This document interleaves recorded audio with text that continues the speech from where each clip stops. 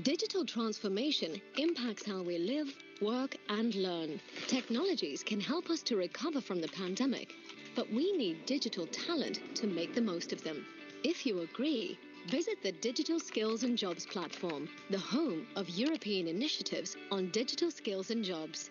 Together with the Digital Europe programme and the Digital Skills and Jobs Coalition, the platform fosters European expertise in advanced digital technologies. It will help you to digitally upskill yourself, your employees, students, or people in your community. The platform offers training and funding opportunities, national and EU actions, good practices and resources, data and insights, an active community, news and events, and much more. To put it simply, the platform helps you find what you need and connects you with whom you need. Join the community and contribute to building the home of digital skills in Europe.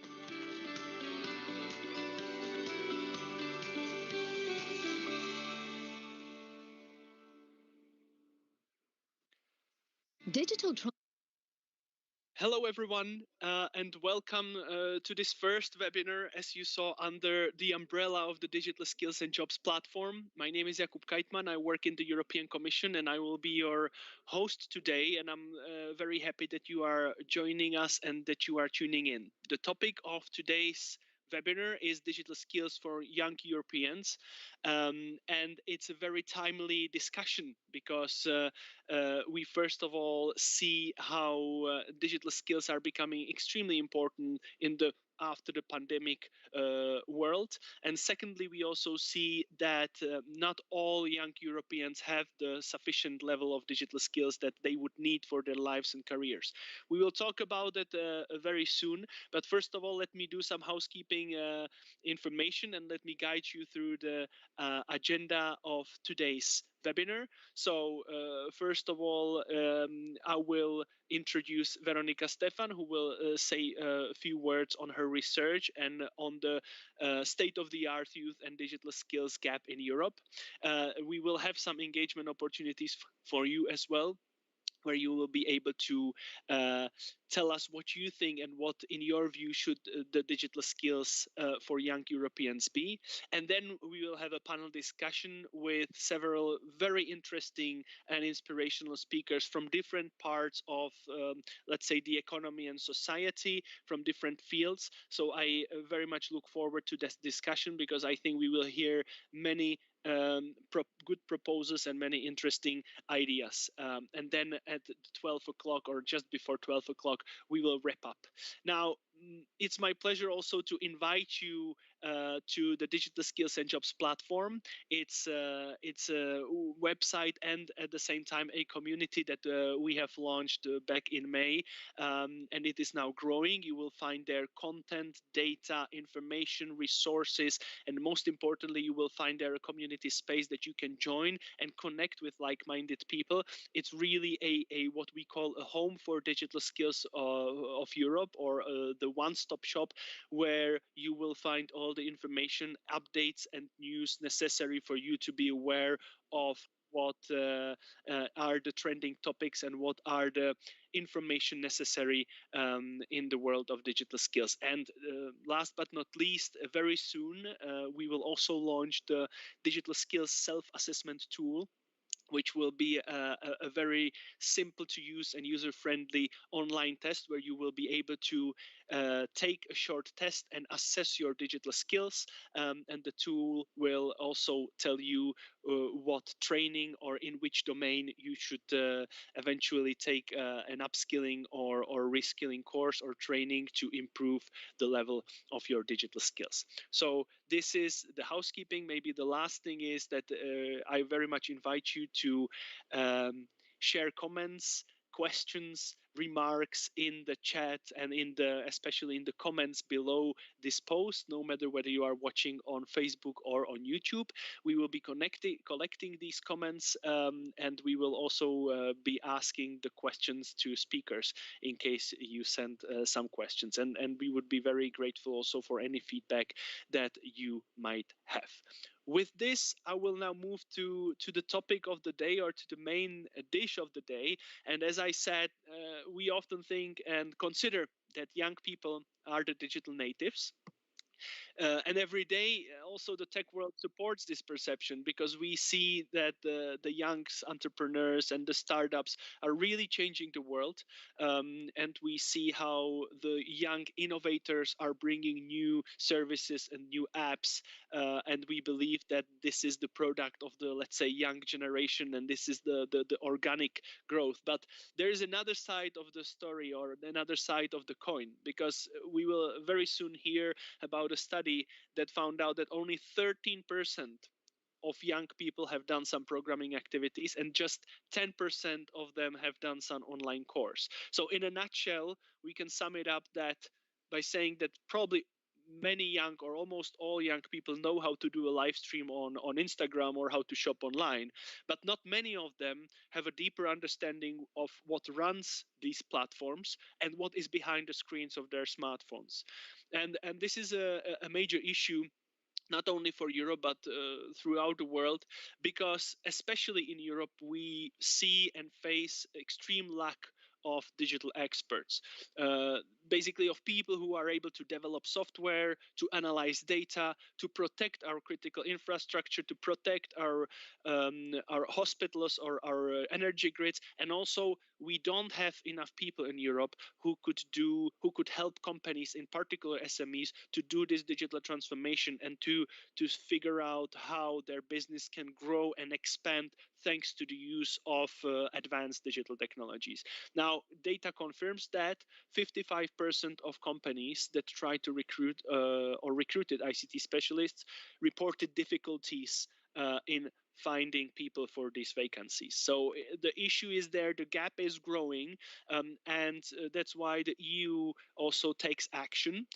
Concretely, the European Commission has recently unveiled the Digital Decade strategy, where it sets out several targets in several domains, and in digital skills concretely, the targets are to have at least 80% of Europeans with basic digital skills, and at least 20 million ICT specialists employed in the EU by 2030. And at the heart of all the actions is the Digital Skills and Jobs Coalition, and what I just mentioned, the Home for Digital Skills, the Digital Skills and Jobs platform, which is this one-stop shop for information, resources, training, and community. Now, another reason why we have the webinar today with the topic Young Europeans is that we are in the middle of EU Code Week and in the middle of the Cybersecurity Month. So EU Code Week is an initiative that tries to bring coding and computational thinking to schools, and gives young people, young Europeans, really the first step, or shows them the first step towards technology, and gives them the chance to become creators rather than just consumers of digital technologies. And the Cybersecurity Month is an initiative that helps to raise awareness about cybersecurity, and helps general population to be aware of the cyber threats and of the risks that are there online. So now the key question of today for you and for us, for our speakers, is which digital skills do young people need today, and which digital skills will they need in the future? And to start with, as I said, I would be very happy to, or I am very happy to introduce Veronica Stefan, who is the founder of Digital Citizens Romania think tank, and also European project manager at the Education and Youth Board of Estonia. And Veronica has worked on a study that I just mentioned, and that one of the main conclusions is that there is a need to better approach the topic of digitalization in relation to the lives of young people. And the study looked at learning and training opportunities that young people have. It analyzed European, national, and regional policies, and it also made a link between access to digital technologies and social inclusion and exclusion for young people. So all these very relevant topics, we will talk about them today, but I would like first to give Veronica the floor, and to give her the space to introduce the study and talk about also research and what she found out with her team when she analyzed the digital skills of young people. So Veronica, please, the floor is yours. Good morning, good afternoon. Thank you, Jakub, and thank you to the whole team for putting together this webinar. Indeed, today I will be speaking a little bit of a topic that is very close to my heart and to my work in the past decade or even beyond, because I know that today we are talking a lot and plenty of digital skills in particular, because we are living in the middle of a pandemic. So whatever we are going to discuss today cannot ignore this dimension where we are kind of forced to speak about the skills, but hopefully, and I think that will be probably one of the conclusions, maybe we don't stop it together with the pandemic. So I will shortly start sharing my screen, just because I don't want you to see just my face, but also the conclusions that we came up with. And indeed, much of the insights I'm going to share were created in a report that we have produced together with the European Union and Council of Europe Partnership in the Youth Field. So it's a European study that engaged many researchers and experts across Europe, from Serbia to Estonia, Sweden, Malta. So indeed, the perspectives are quite different. And we did start with your very question, right? And we are going to, at least today, I'm trying to touch about these issues: digital natives, citizens, before and beyond the pandemic, but also the ecosystem around the young people, because you have a nice panel coming after me. And one basic thing, right? What are we referring to digital natives? And here are the assumptions that go behind this term: that young people grew surrounded by digital technology, right? They are born with the phone in their hands, but they also intuitively know how to use them. And that is the essential part: how to avoid the risk of spending time online. So, how to use it meaningfully and safely as well. This is the assumption when we say digital native. But most of the times, to be honest, I think we just covered the very first part: using and being surrounded by technology. In our study, and while I'm not going to go through all the details, we were very much positively looking at understanding what was happening exactly before the pandemic, because we started it in 2019 when we didn't know the digital everything is going to come. So we tried to map resources, platforms, so everything that could help basically the education, the digital education of young people. But we always start from scratch, right? And we always look at data of how it is and what we could have anticipated before the pandemic, and that is internet access and in internet use. There's always a slight difference. That's why in digital natives we focus too much on the use and not the purpose or the access, let's say. So in terms of access, yeah, just 1% of young people have never accessed the internet. 95% of them use it daily. And as you imagine, it happens through mobile phones nowadays. So that's also an important angle to keep in mind. But the way we use it, it showed very different realities. Entertainment activities, which means listening to music, watching videos, it's high on the list. Close to social networks, 93% of young people do this constantly.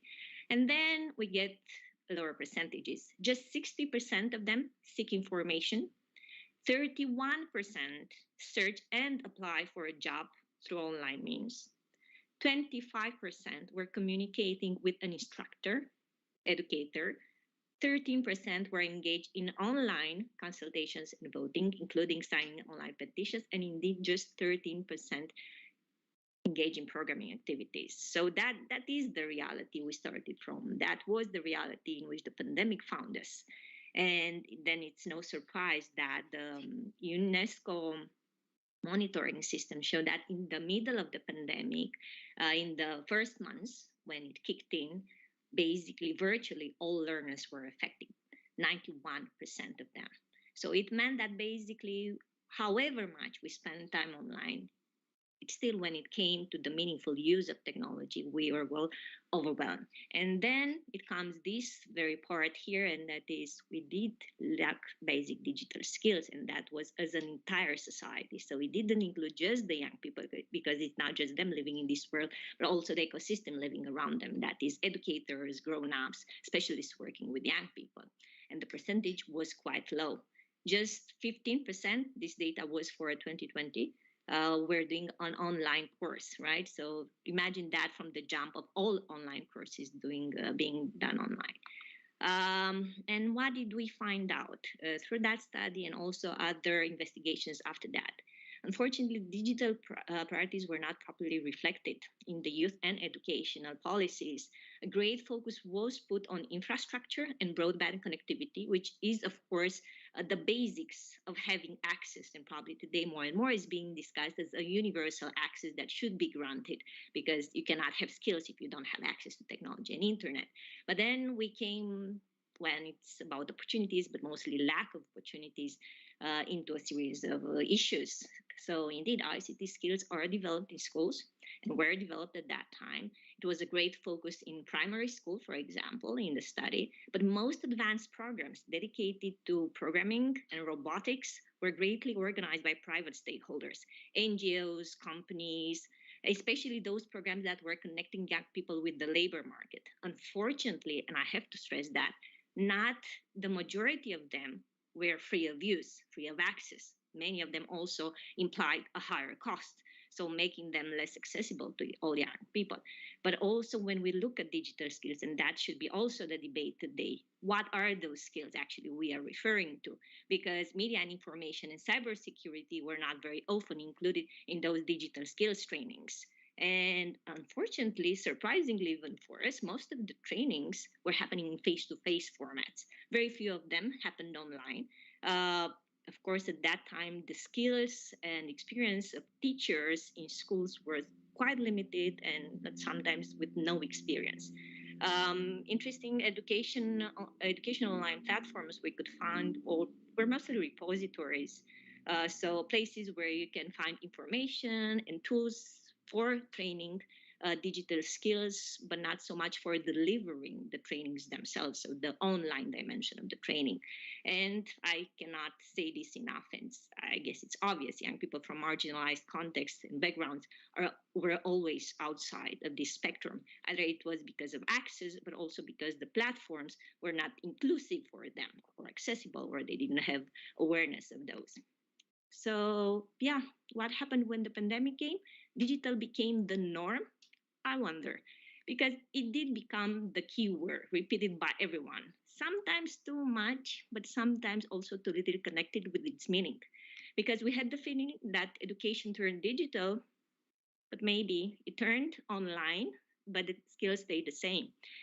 Most of the online education done during the pandemic was a crisis response, most of the time improvised.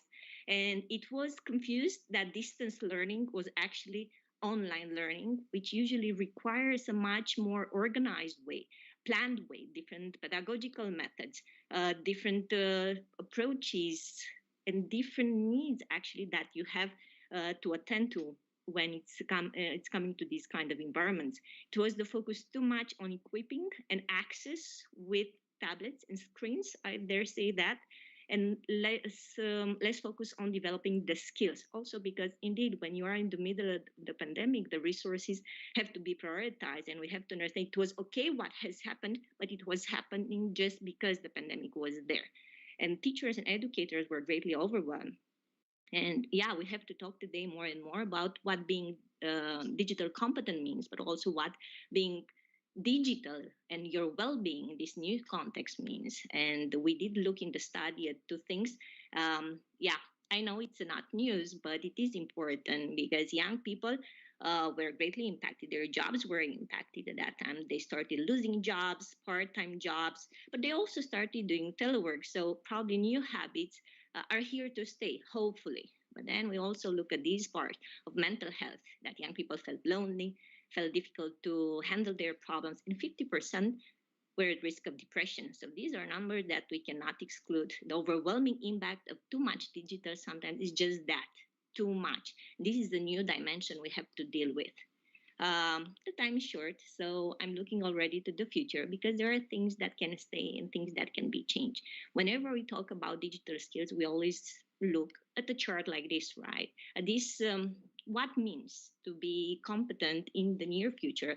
What means being prepared for the jobs of the future? And World Economic Forum is one of the organizations that is doing usually these top 10 skills. And you of course, can find here technology use, monitoring and control, technology design, and programming. So they will always stay among the core skills that are going to be needed from now on. They also come together with all the others: the analytical thinking and innovation, active learning and learning strategies, complex problem solving. Of course, I'm not going through this, but it's always to remember that it's all of them. It's not just the hard knowledge that we need to have, it's also how to manage in the new world. And what I put here, we can learn from the pandemic a lot. We have to assess what it worked and what it didn't. So we can consider this is a unique and at times a good experiment that we were allowed to have in an awful condition, of course, in the most the huge nightmare we are still experiencing, but still we can consider partially deleting from our minds everything digital is not the new normal. Educating by speaking in front of the screens is not a digital way. So just having Zoom classes over there and thinking that is digital education, it doesn't really mean we are improving our digital skills. But we can keep the insights and fruitful practices, because digital transition is not just the effect of the pandemic. So this is important. That's why we started with numbers before the pandemic. That's why it's clear that we were not prepared for this situation, but we can build on this. And we have to build on the existing tools. And I think here it's also, while the platform is called Digital Skills and Jobs, I think we have to shift from this skills perspective to more competence oriented. That's why the EU has this wonderful tool that we are, as practitioners and researchers, trying to promote as well, because the digital competence framework for citizens and the one for educators are important and enormous resources we can still use and deploy. But we still need to look to assess and harmonize national practices, because across Europe you can find huge differences from Estonia to Romania, Bulgaria, and Portugal. So the problem is, how can we deploy it a bit better? Of course, upgrading it at all times. And then it's also this point of investing in the ecosystem. Young people on the one hand, Code Week is an opportunity for investing in young people, also in their teachers, in the experts that work with them. They also need to know programming and understand a little bit better the digital world. And we need to create tailored platforms for learning as well, particularly for learning after have experienced all this. But we need to make them more user-centric. We need to create and test them together with the young people and new specialists. I have to highlight that from all the platforms that we have identified in the study, none, zero, were actually developed with the young people. And I think that is something to think of. And last, I think we do have to strive for this digital citizenship, this capacity of all people to have a certain level of digital skills, those competencies that are quite diverse and actually are very well reflecting these top 10 skills for 2025, because it needs to be a lifelong practice. It's not something we learn in 1 hour, 1 week, 1 year even. It has to be continuously developed, assessed, and your tool was really welcomed here. And I think we are definitely lacking assessing tools and then redesigning our ways of learning and education. And with this in mind, I'd like to end here my contribution. Thank you. Veronica, thank you very much. I mean, there were so many ideas or concepts that are worth following and that are worth discussing. And for me, what I take from your presentation is, if I need to sum it up in one phrase, which might be long, is that young people are not really digital natives, but no surprise, because our education systems are not yet preparing them to be those digital natives. And we need to shift from the pure digital skills concept to the concept of the competencies, but not to forget the educators, the teachers, and the whole environment that is around that can shift or help young people to acquire these competencies. But of course, it's a very much reduction and of what you have just described.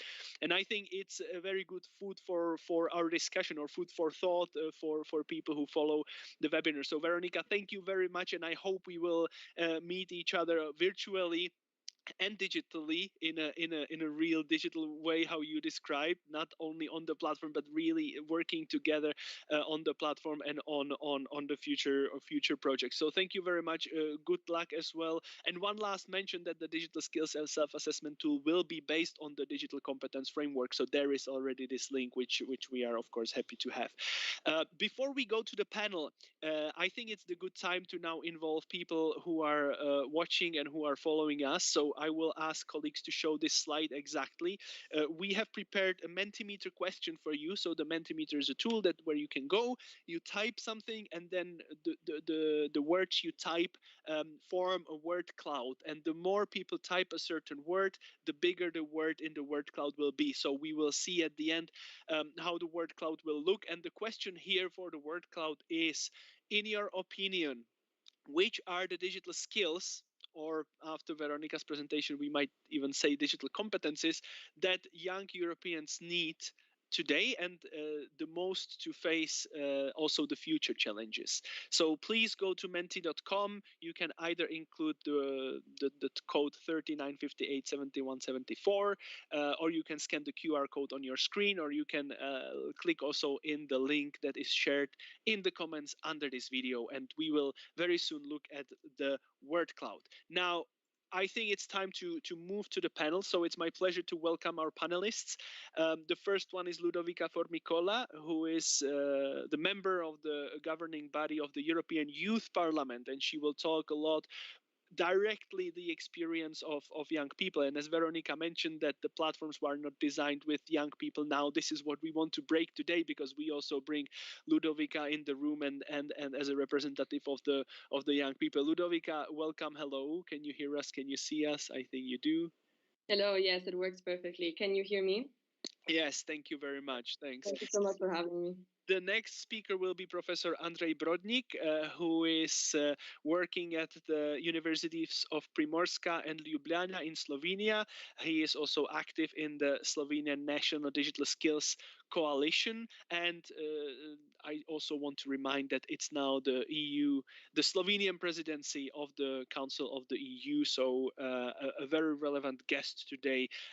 Professor Brodnik, can you hear us as well? Can you see us?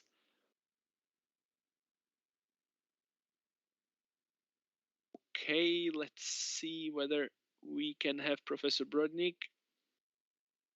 Hopefully, maybe he will connect a little bit later, because I know that he had some other meetings, but I hope he will still join us. Now, the next speaker is Gordon Kirstein from Germany, and he is a co-founder of IT Security Girls Initiative and also of a company called MoveTech, and he specializes on cybersecurity. Gordon, it's very nice to have you today in our virtual room. Hello.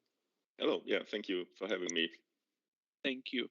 And the last but not least is Hassan Haddouchi, who is a founder and head of product at WorkerPro Games, and he specializes on making education more interactive and more enjoyable, and helps young people to enjoy education. So Hassan, thank you very much for being with us.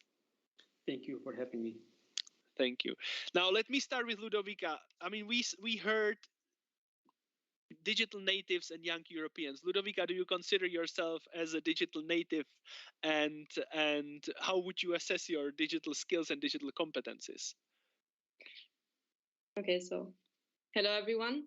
My name is Ludovica, but you can just call me Vicky also for the sake of it, if that is Okay. just to pronounce.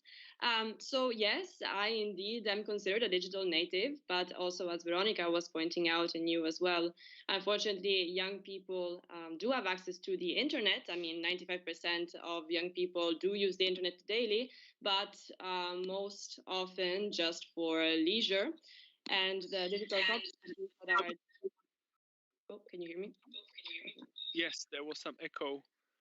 Yes, and the digital competencies that young people are required, for example, to fulfill job vacancies, are not exactly aligned to what is expected and what is reality. Ludovica, just let me follow up on that, because you had, and the European Youth Parliament, you did a study on this particular topic. So what were the outcomes, and what did you find out? How do young people see the situation with digital skills and competences? Okay, thank you for asking that. Actually, I am here to share with you the vision papers on the digitalization and the employment opportunities that the European Youth Parliament has developed in the framework of the Conference on the Future of Europe. So the European Youth Parliament, as one of the biggest youth organizations in Europe, present in over 40 countries, has conducted some consultations, gathering young Europeans' opinions on digitalization and future employment opportunities. And the visions on the future of Europe regarding digitalization and employment have been drafted by the young ambassadors on the future of Europe. So here with me today, I have some concrete recommendations on how to support the upskilling of young people in the future.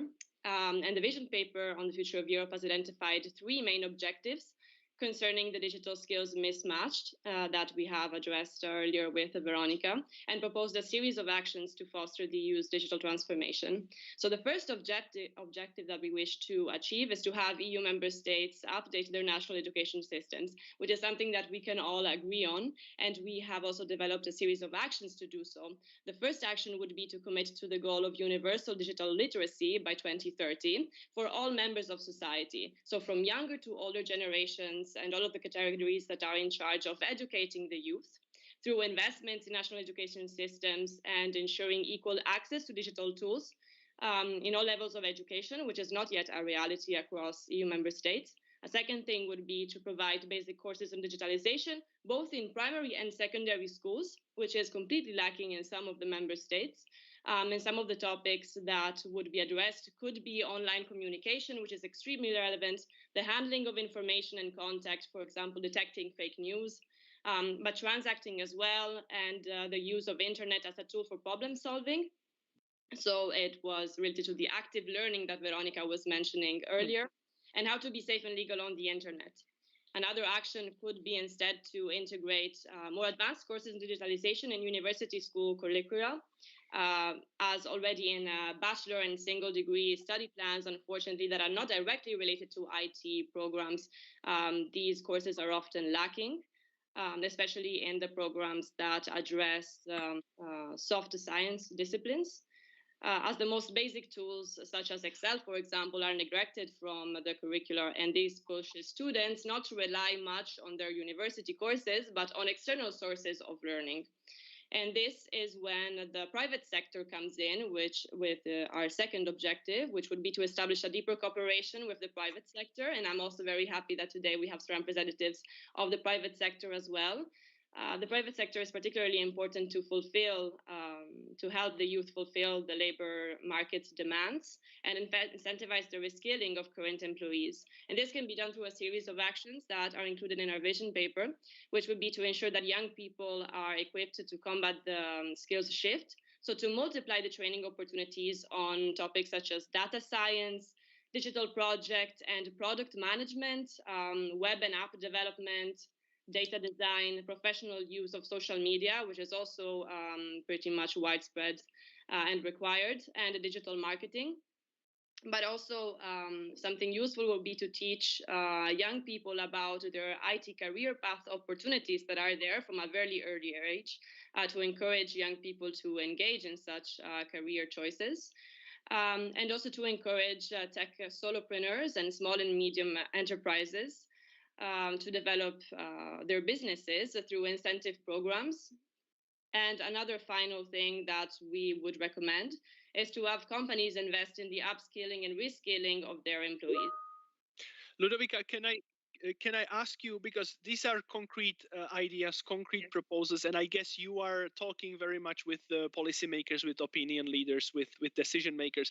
Now, I guess none of them will say no to any of the items you mentioned. I mean, they will definitely all say yes, this is very important, we need to support it. But if you when you ask them, so what are you doing, or how will you turn this into practice, what do you hear? And do you see any good examples in Europe, for example, countries or initiatives that are following the way that you are outlining? I mean, all of the EU countries have a digital transition strategy in the end. So I think that is something already positive that we can rely on.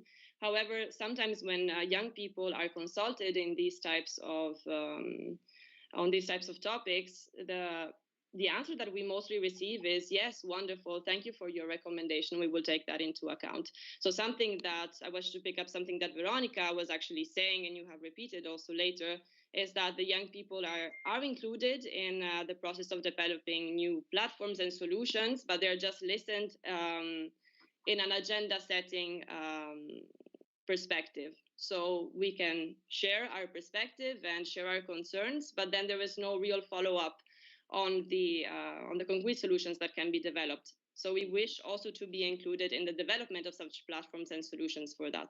That would be a wonderful opportunity. Very good point. And I see Mr. Brodnik just raising his hand, so I will give you immediately the floor, because indeed you work with young people, you work at universities, you are also active member of the Slovenian Digital Skills Coalition. So what do you think is blocking the reform, or let's say at least evolution in the education, and what are the main things that young people would need to get better the digital competencies that they need? Thank you for the floor, and good morning. I think still, yes, it is, at least in this part of Europe, and to everybody. Before answering, well, let me answer this very, very briefly. Is there anybody blocking this? I'm not aware of. So I think we have to, well, let me put, okay, let me start from something, what we mentioned today, and it was called the digital native. Does such a person exist? What is this person? How can you characterize it? That he or she was born in a digital age? Fine, then I sign on this. But that he or she has more digital competencies, I don't sign on that. So the problem here is that we are actually putting in the same bucket two things. The first things are competencies and skills. This is something what everybody should have to be able to use the digital technology in everyday's life, or perhaps even in a business. However, this is far from sufficient. Namely, if you want to be really competitive and successful, you have to know more than, you have to have more than just simple competencies or skills in the area. Put it this way, I think it's in the last 5 or 6 years. Oh, yeah, COVID situation. Yes, great. Do you know how the MRR was produced? Well, with a lot of digital skills, not skills, but knowledge about computer science. You had to do the everything. What is done with the DNA is done through the computers. But this is far from competencies. And this is something what young people in Europe are really, really, really should be screaming for. Knowledge about the computer science, about the computing. Because this is something what they will be able, what will make them creative, will make them possible to be creative in their own job. Not necessarily in the computing industry or IT industry, anywhere. Don't forget, the most prestigious jobs are those which have some kind of a joint knowledge about the area and IT technology. Yeah. Go. Are you hearing this scream? Because you said the young people should be screaming for it. Do you hear this scream? No, not really. I can hear it. I can hear it here and there, but not in general. And why is that? Why do you think that? Well, perhaps we need, what's her name from Sweden? I'm bad in names, in the green. Greta yes, for the climate. Yes, should be somebody and go around and say, give us digital education. This is as important as it is environment. Without this, you will, sorry, young people, you will be overrun by Chinese, you will be overrun by Indians. I mean, there are 3 billion people, and they are all much more competent in this than we are. We have much better knowledge. And what, in your view, when should this be happening? Is it something that it's because it's about the career choices, it's about the employability, and you mentioned it extremely right that it's not about learning and becoming an AI expert, but it's about understanding the AI concepts so that you can deploy them in other works. And I when we look at the job market, when we look at the job offerings, very often if you bring these competencies, software development, data analytics, if you bring them to the table, then you will have the competitive advantage on the job market. So, but is it before young people go to universities? Is it during the university studies, for example, through traineeships, through mentorships, or is it sooner or is it later? When do you think that this education should happen? Well, how to say the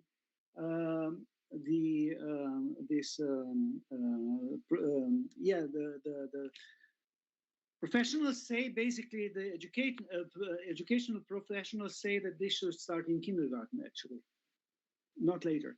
Don't forget something. Look, if you have this kind of education in the primary, in the secondary school, what does it happen then?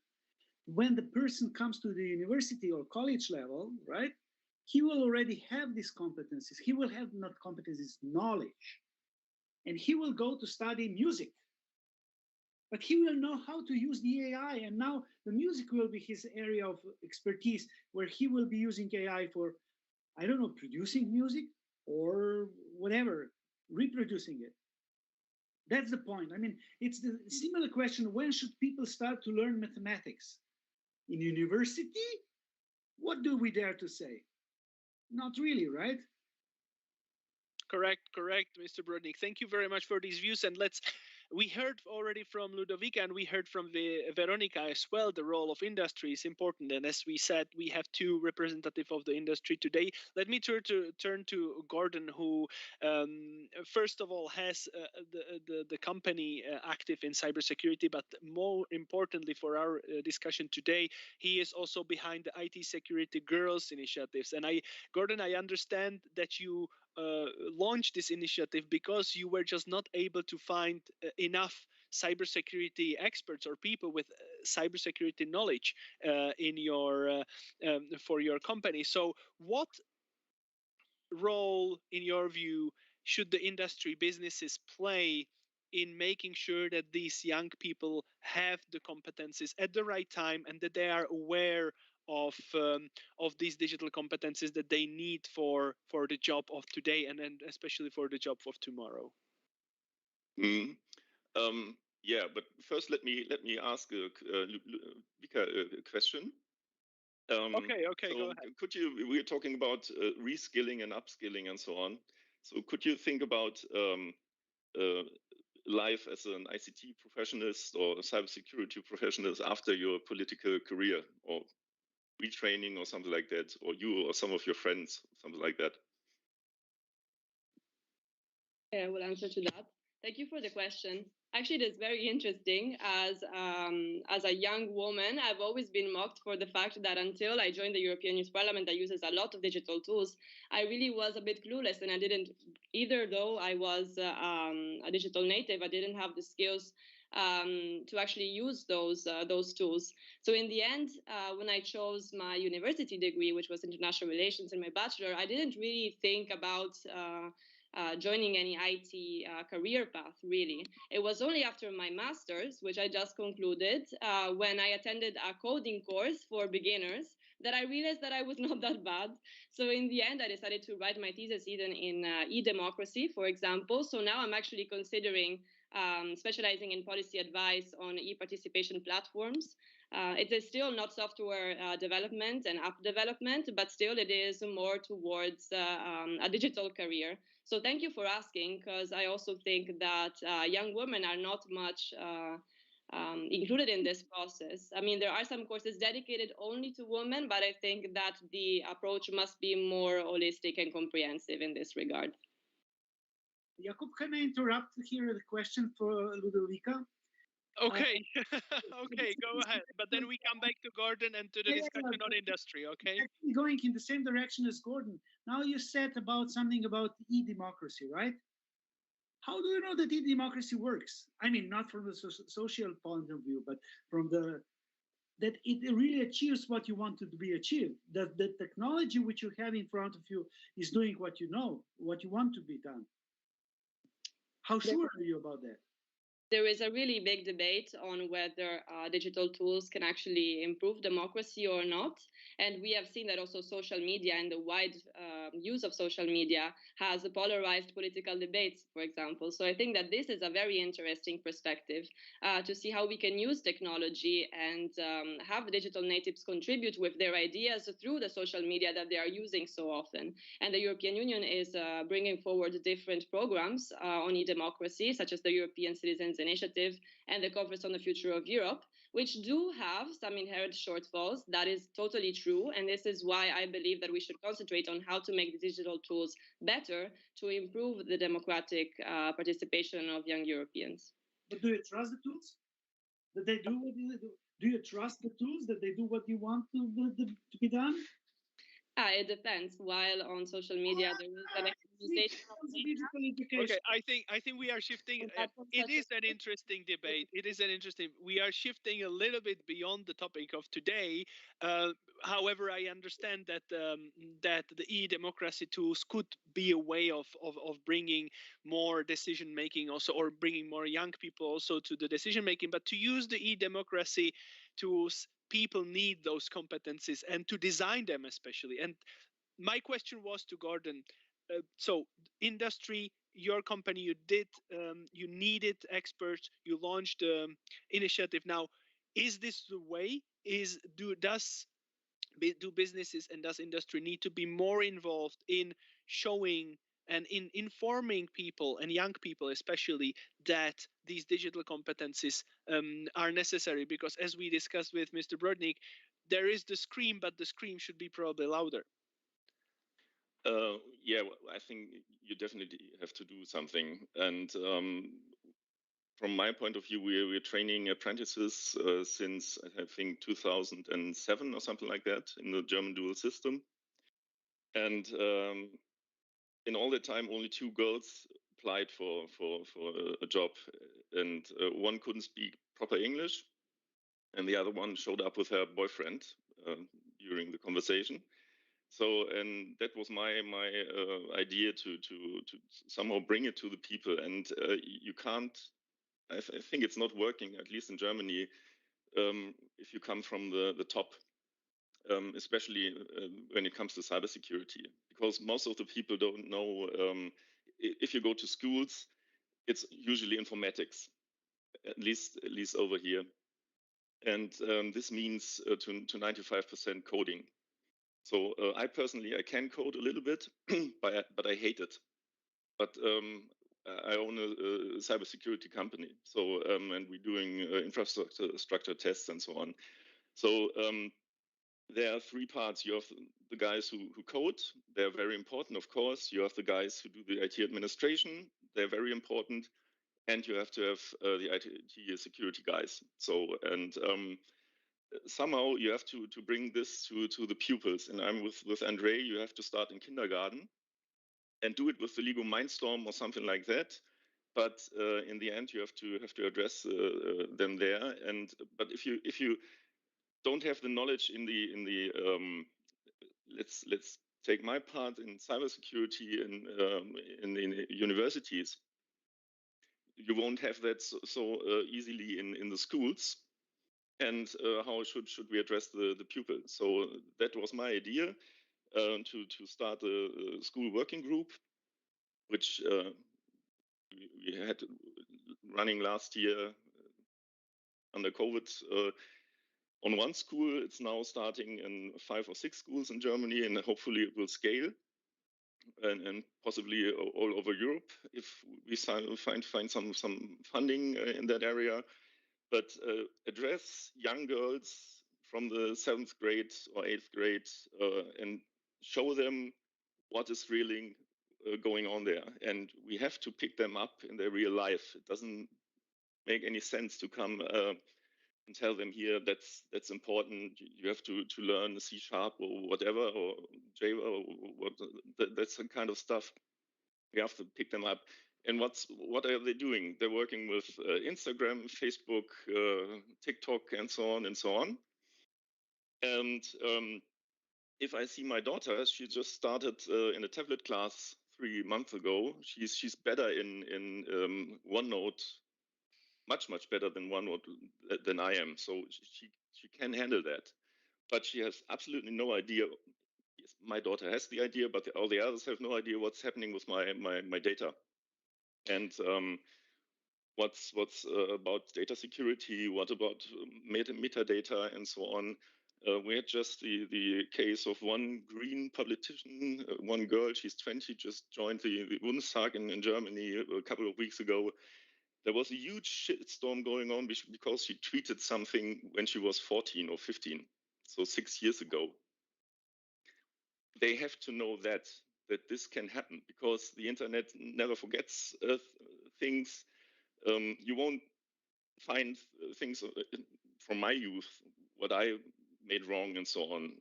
But you will find all the stuff, what they're doing, what the digital natives have done and they're doing. Even because the parents are posting their photos on Facebook when they are babies and so on, yeah? Gordon, you mentioned also an interesting thing that you are not really a fan of coding. However, you run a company that is in technology, and I think this might come to demystifying technology within education. And I think Hassan can have some contribution to this debate in this sense, because his company, you try to make education more interactive. You try to educate bring new ways to education. Hassan, do you think that that the key here is really to show that working in technology does not mean that you need to sit 12 hours in front of a computer and write a code, but it's more about these skills that Veronica mentions, problem solving, analytical skills, things like that? Is it something that we still need to do as a homework on our schools and also at universities? So the idea is indeed when we talk about hard skills, the skill we lack is IT or ICT skill and computational skills. I use the term computational skills when I address learning how computer thinks, so mathematics and so on, without having the intention to probably do programming in your career later. So I also agree with Andrej when it comes to gaining insights into career paths or possible career paths in education, and when it comes to later on having a job in a digital environment.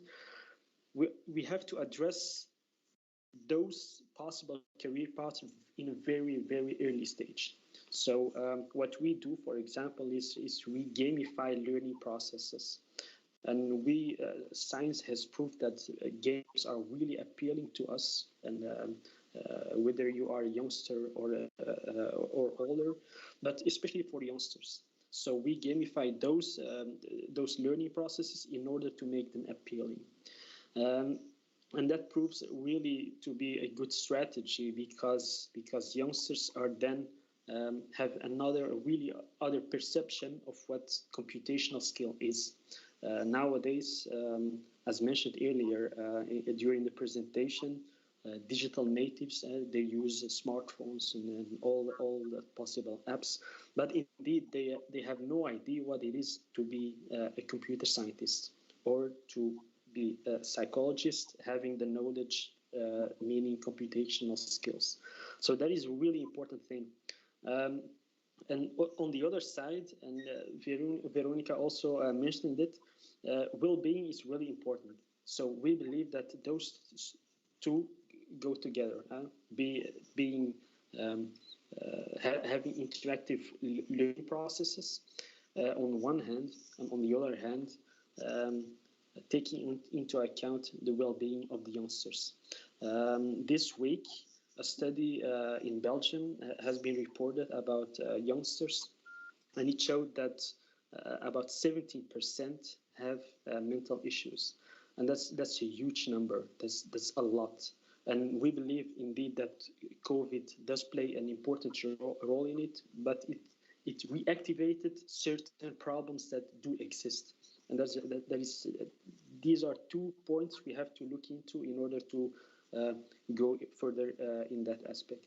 Mr. Brodnik, I will give you a floor. I see that you are raising a hand, but just to follow up on what Hassan just said, it is indeed about the awareness of digital technologies and how they work and understanding them, just not to be the passive consumer, but actually to understand them. Now, we have asked on Mentimeter, you see the word cloud that is still open, so people can still vote, but here you see which are the digital skills that young Europeans need the most to face future challenges. And you see the biggest words, so that are those that are most often used: programming, security. This is more on the, let's say, really the technical and the deep skills. But then you have things like collaboration, critical thinking, problem solving, digital literacy. So it goes kind of in parallel, I think. That's what our audience thinks. Now, Mr. Brodnik, you wanted to follow up on what Hassan has been saying.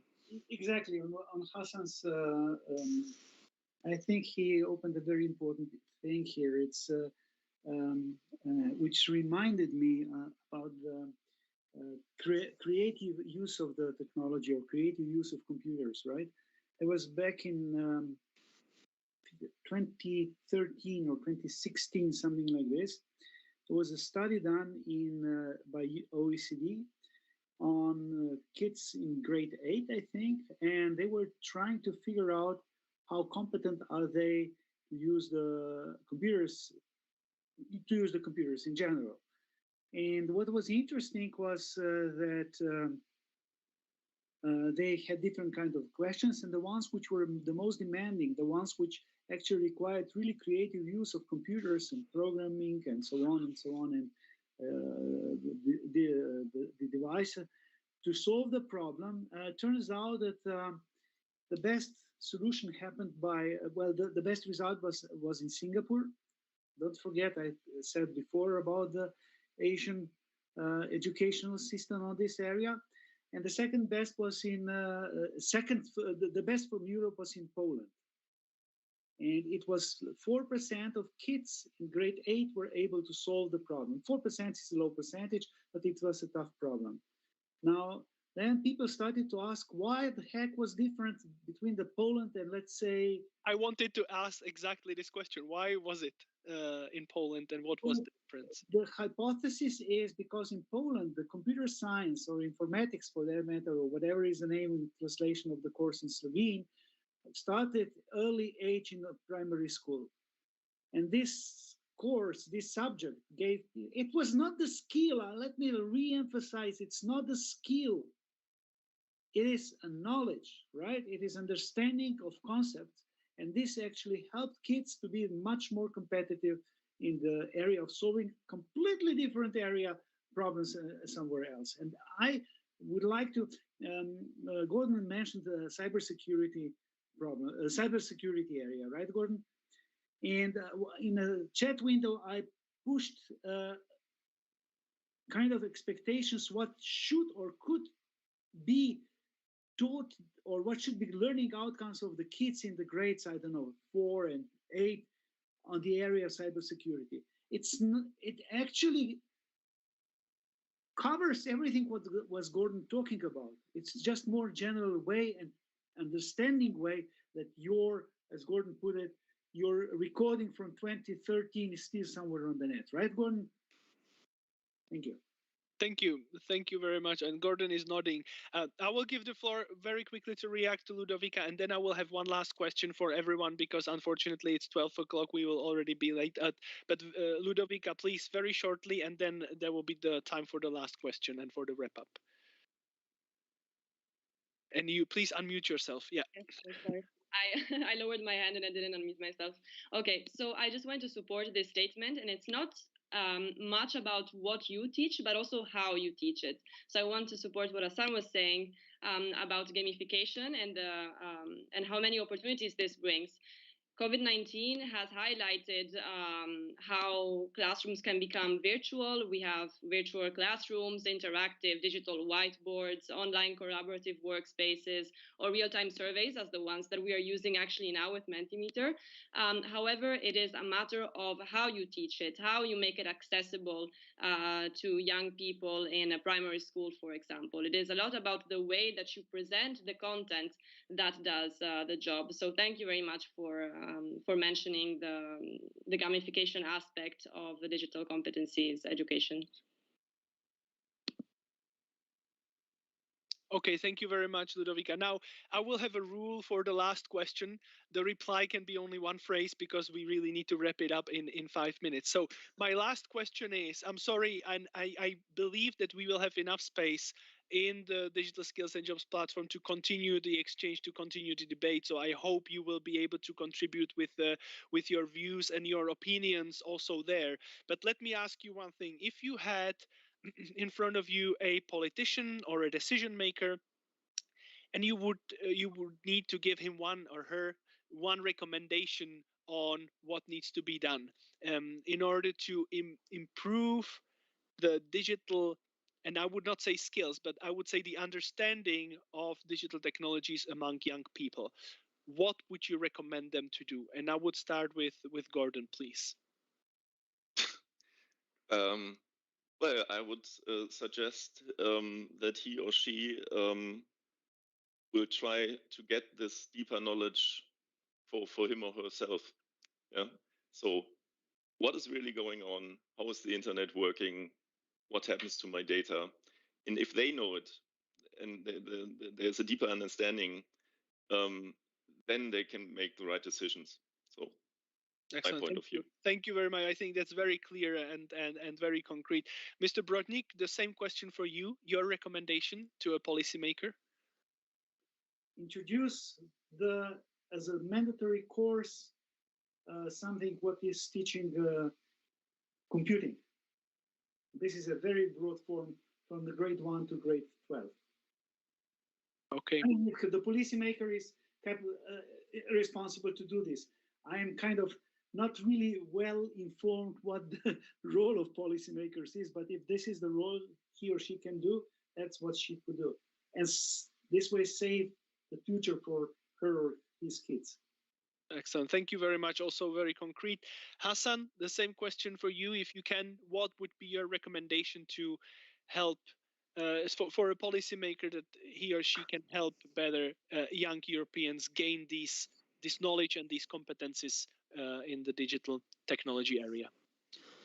Yeah, I would suggest to work on trying to change the perception of computational skills and what they are for the youngsters, and doing that by having interactive material and gamifying the learning processes in order to make it less abstract as it looks to the most youngsters. Okay, clear. Thank you very much. And last point, the same question for Ludovica. Ludovica, you already outlined your report, but if you were really to pick one recommendation, what would that be? I would pick something that summarizes all of the points that we have mentioned, which is to ensure a digital transition that leaves no one behind, which is the motto of sustainable development. So not to further any social inequalities that are already present in society, and include the youth in the decision-making processes. Okay, that's also extremely important, and I hope that also this webinar contributed to that, to bringing more young people to the decision-making process, and not only to have them excluded. Now, all of you, thank you very much for your contributions, for your discussion today. I think it was very lively and very useful. So thank you for that. Again, my invitation remains. We would be very happy and very pleased if you could contribute to the Digital Skills and Jobs platform, either by writing an opinion post or either by joining the community there and interacting with the members. That would be very helpful, and it would allow us really to continue the discussion. Now, member of the platform team is Viola Pinzi, who was following the discussion very closely and also following the online discussions on Facebook, YouTube, and the Mentimeter. And she got the most difficult part or the most difficult task to sum up in, let's say, 5 minutes, the key takeaways from today. So Viola, please, the floor is yours. And I'm really curious to see how you manage to put all of these thoughts and ideas together. Thank you, everyone, and thank you, Jakub, and hi, nice to meet you all. So, yeah, I will be brief, and I will also want to say a few words more about the use of the platform. So, indeed, we talk about a variety of aspects today related to digital skills. Also, we could say now digital competencies and even digital knowledge for young people and what is needed for them to thrive in our digital society. So, we talk about learning, we talk about jobs and careers, but also more a general point of view about social inclusion and participation in the society at large. We tackle a bit about the policies at international and national level, and we talk about also some of the public and private programs and initiatives to support young people in these challenges. And we saw how, of course, also a good integration among all these policies and programs and initiatives is quite fundamental. So it's just one silos, formal education, training, or VET, or mentorship, or what they can find, for example, when they try to join the labor market. But it has to be a flow, it has to be a path for them in a way.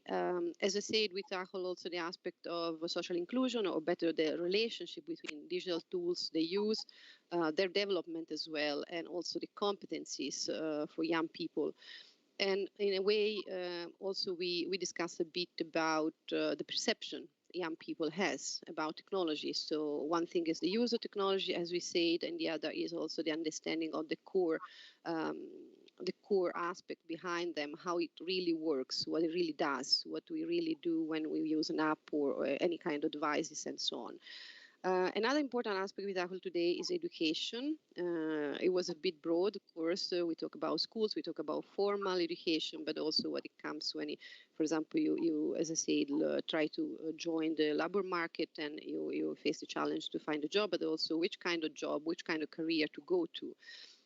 So we heard a bit about the challenges and opportunities for the education system in a formal sense, for example, training for teachers, the importance also of the educator skills, competencies, so which is the base clearly before we go to develop and implement any technology-related initiative or program in schools and so on. And another important aspect is indeed the access to digital tools, the access to the competencies and the understanding, but also the access to tech careers. No matter, of course, the sector, somehow there are tech careers nowadays in all sectors, and also they are very important to have general competencies, no matter the job and no matter the activities we're going to do. So this is, as you say, Jakub, at the beginning, there is a gap growing in the digital skills in terms of tech careers, in terms of having specialists also.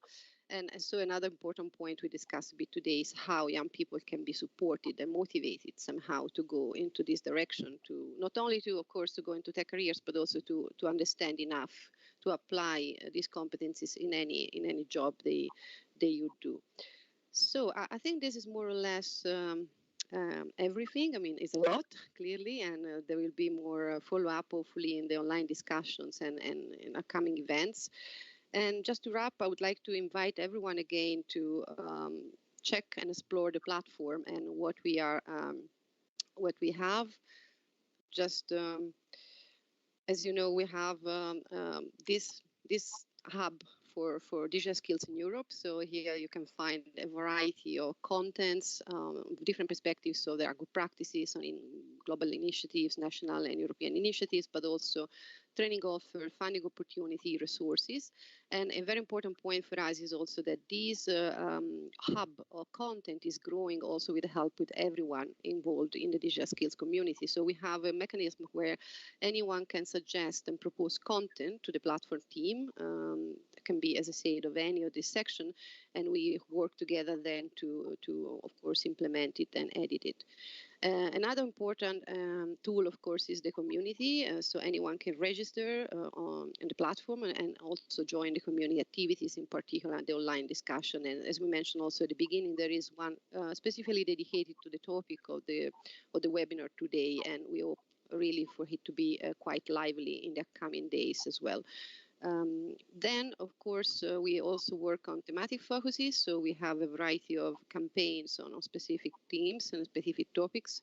The first one is just newly launched. It's about digital transformation and skilling Europe in general, but clearly is related also to the topic of today and to young people challenges. And there will be more in the coming months.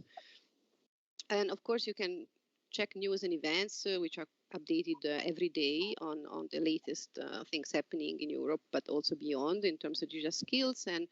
And also, as Jakub mentioned at the beginning, we have coming interesting news. There will be soon an update on the Digital Europe program, and in particular, which will be dedicated to advanced digital skills and supporting programs for future aspects in core areas like artificial intelligence, data, cybersecurity, but also higher level areas such as quantum computing. And finally, as Jakub mentioned also a few times, stay tuned for our new brand features, and the coming one is indeed a self-assessment tool to test digital skills based on the DigiComp framework. And so this will be, of course, very, very useful for young people and to orient them toward a coming learning path and professional development. So I think this is all for today. I would like to thank all the participants again, the panelists, Jakub for the moderation, and all the platform team who have been developing this webinar together and collaborate to make it a success. Thanks a lot and have a good day, everyone. Thank you, Viola, and thanks to all. And see you very soon on the platform. Thank you and bye.